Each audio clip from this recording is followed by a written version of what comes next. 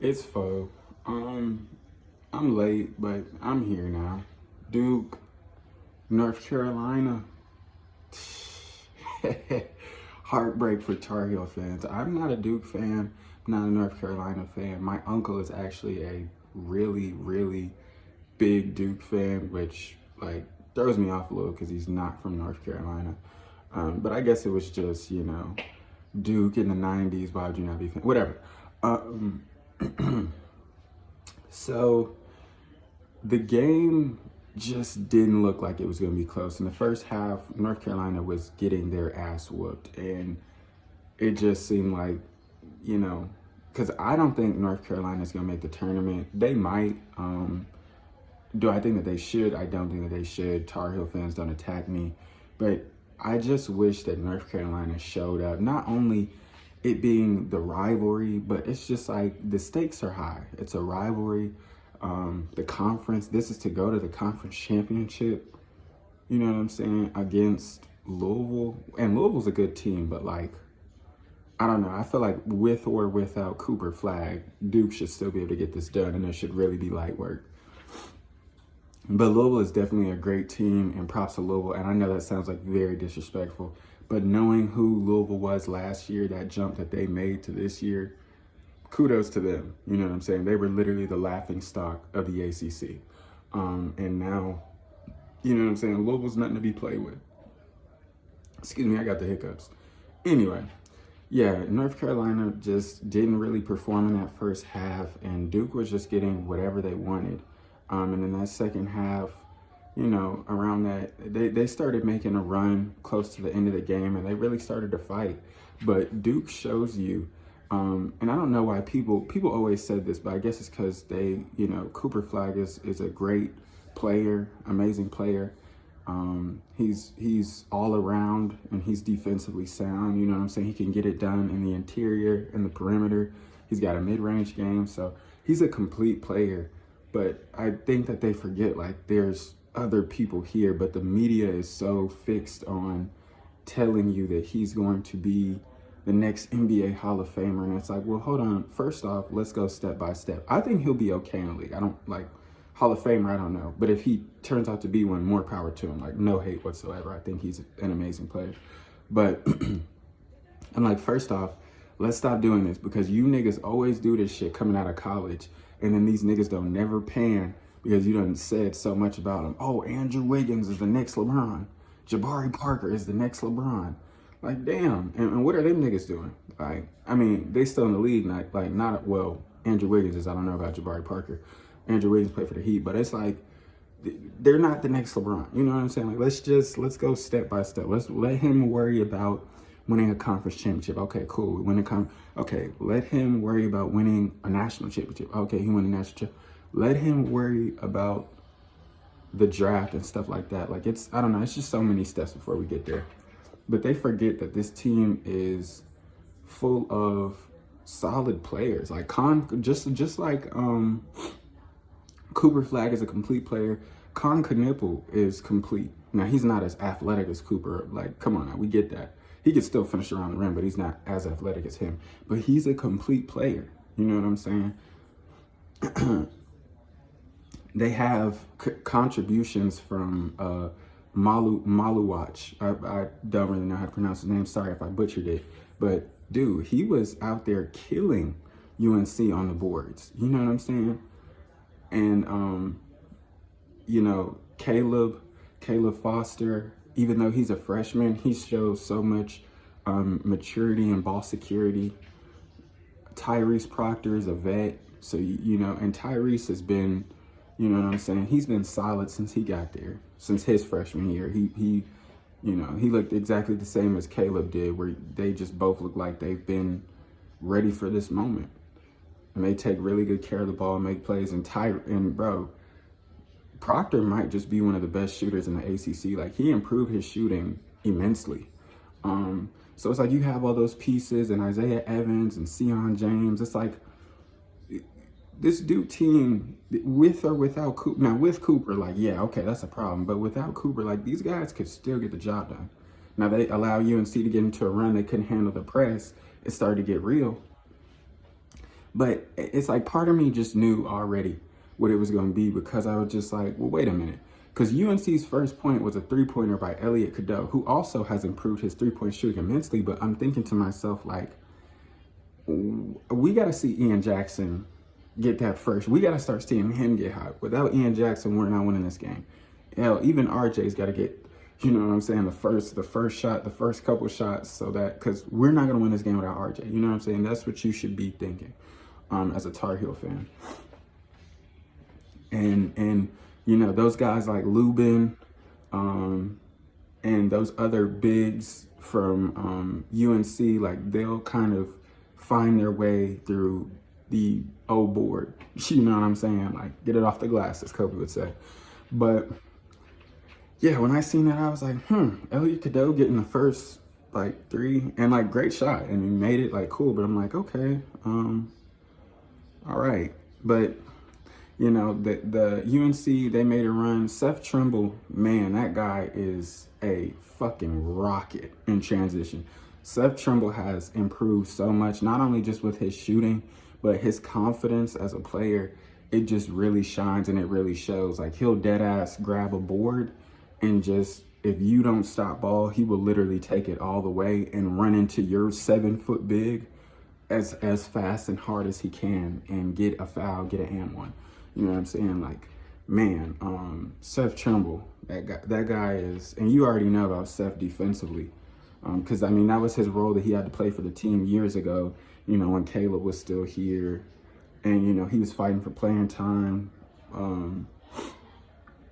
with those guys when DeMarco was still there and whatnot. And of course, you know, RJ, you guys know where I'm going.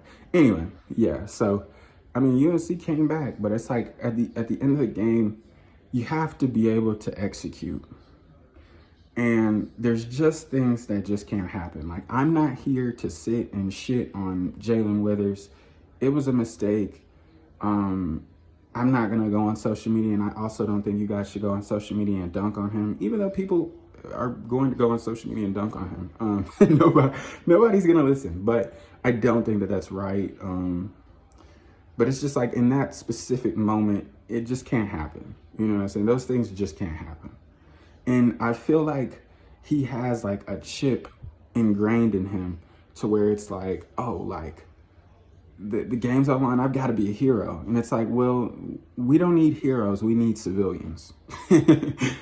Where are the regular niggas at? You know what I'm saying? Like, we don't need anybody to make a special play. Like, even in that situation, like, even if Vin Alexander or Vin Lubin, bro, I can't say the nigga's name. Even if Lubin missed the free throw, they still could have fouled and then took it to the line, and Duke either goes 0 for 2, 1 for 2, and 2 for 2. And at the end of the day, you would be in the same situation that you would be at the end of the game, where you run that bullshit ass play, and that play was bullshit, y'all. The turnaround, I forget what they was like in a stack set, or maybe not. But I think Lubin turned around and screened for Elliot, or Elliot screened for Lubin, and then Lubin set a down screen for RJ to come up. It just didn't look like a good play. And also, like, you have to know Duke's defensive coverage that they've been playing all game, which was to switch.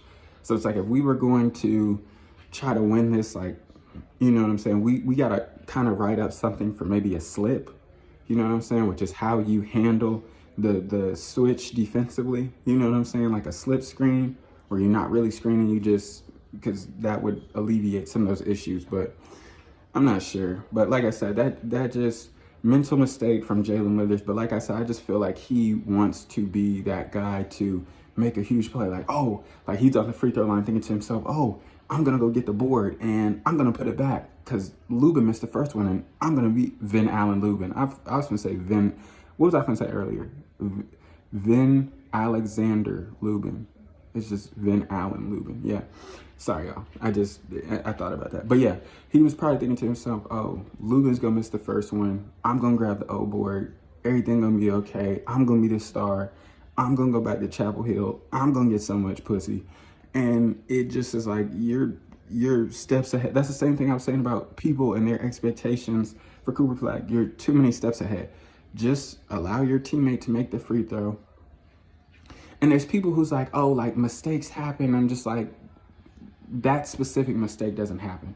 Like I seen the vision, but it's like in real time, he didn't even time it right. You know what I'm saying? Like in real time, as soon as Lubin took 2 dribbles and he spun the ball, as soon as he spun the ball, Jalen Withers stepped in. I'm like, he didn't even rise, let alone release the ball on his form for you to be doing that. So I'm just like, I just don't understand. But yeah, and then it's sad for him, and it's sad if you're a Tar Heel fan, which I, once again, I'm not, because your year ends at the hands of something that, who's to say, would have changed the outcome of the game. You know what I'm saying? Just because, let's say Van Allen Lubin does make the free throw, who's to say you still win the game? You know what I'm saying? You could still lose. You could win though. You know what I'm saying? The possibility is out there, but we never know. And it's like last year going up against Clemson, the same thing. He had his cape on and he was like, well, oh my gosh, like, wait till I walk on the campus streets of Chapel Hill when I take this 3 early in the shot clock that we don't need, but we could have ran out half the shot clock. And then Bama goes down there. Did I say against Clemson? I meant Bama.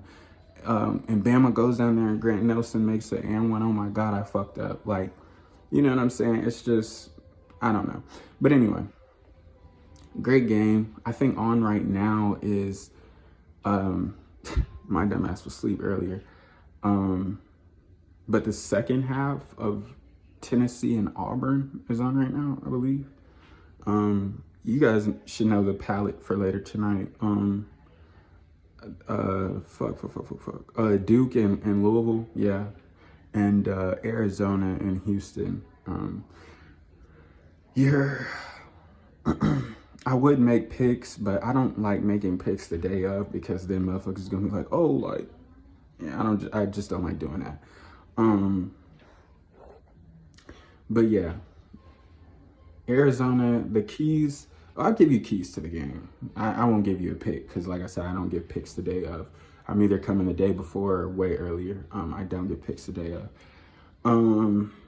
So yeah, Duke, Louisville, like I said, Duke, with or without Cooper Flash, will still be able to pull out this win. But Louisville's got to play how they played against Clemson, real physical, even though at the end of that game, like, undoubtedly those were both fouls. Undoubtedly those are both fouls, but you know, hey, it happens.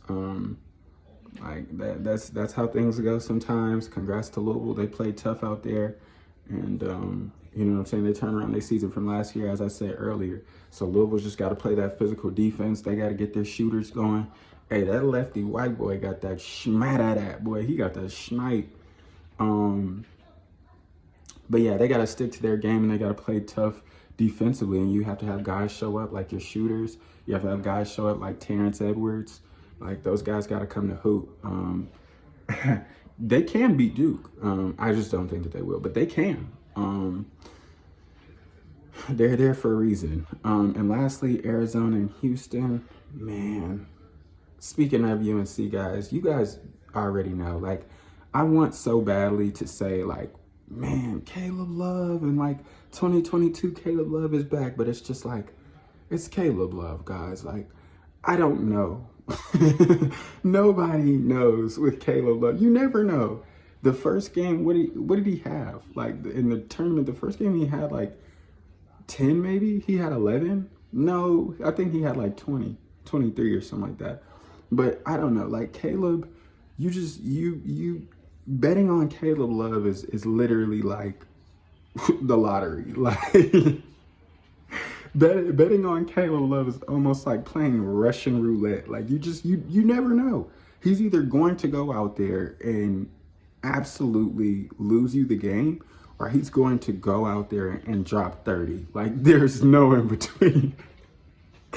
There's no in between. Like, last night, I watched them play Texas Tech, great game. Nigga had 30. He was out there hooping. But it's just like, in the biggest of big games, I don't know. With a championship, a conference championship on the line, I just don't know.